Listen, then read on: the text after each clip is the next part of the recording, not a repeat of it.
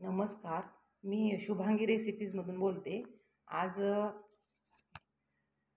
आज माझी आई आली माझ्याकडे, तर आज ती चिगळाच्या भाजीचे धपाटे बनवणार आहे।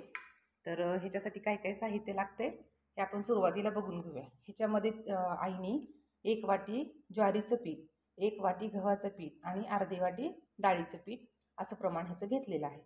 तर त्याच्यासाठी ही आहे चिगळाची भाजी। चिगळाची भाजी ही सगळ्यांनाच माहीतच आहे सध्या, आणि आता पावसाळ्यामुळे भरपूर प्रमाणात उपलब्धही आहे बाजारात।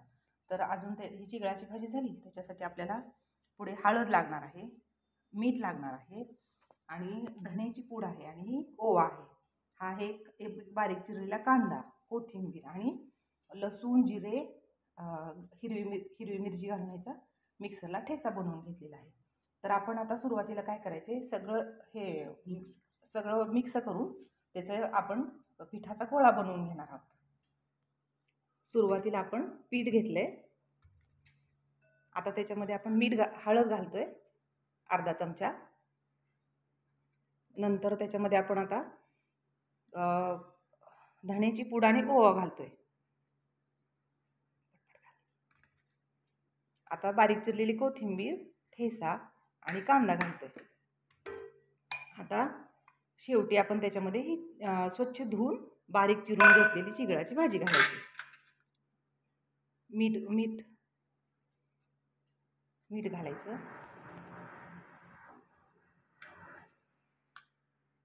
आणि आपण त्याच्यामध्ये आता थोडं थोडं करून पाणी घालून त्याचा घट्टसर गोळा म्हणून घेणार आहोत। तर अशा प्रकारे थोडं थोडं पाणी घालून ह्याचा असा घट्टसर गोळा बनवून घेतलेला आहे। आणि मी साहित्यामध्ये तीळ सांगायचे विसरले होते, पण त्याला वरून लावण्यासाठी तीळ छान चवीला पण छान लागतं आणि धपाटे दिसायलाही खूप सुंदर दिसतं। तर आता आपण हे धपाटे कपड्यावर थापून घेणार आहोत।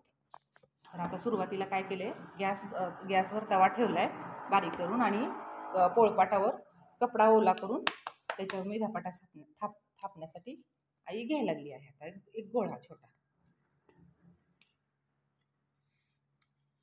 खूप सुंदर धपाटे लागतात, हे चवीला छान होतं। आणि लहान मुलं ही भाजी खात नाहीत ना चिगळाची, त्याच्यामध्ये भरपूर प्रोटीन असतं, पण मुलं खात नाहीत म्हणून अशा प्रकारे मिक्स करून थालीपीठ बनवलं धपाटे की खूप सुंदर लागतात आणि लहान मुलं आवडीने खातात, सॉस वगैरे दिला की त्याच्यासोबत।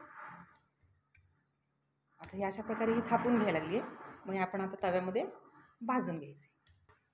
तर अशा प्रकारे हे पूर्ण थालीपीठ धपाटे थापून झाले। आता हे तव्यामध्ये आपण सोडायचे। आता हे धपाटे आता बघा, हे कपडे टाकले, अलगद असं काढून घ्यायचं आणि खमंग भाजून घ्यायचं।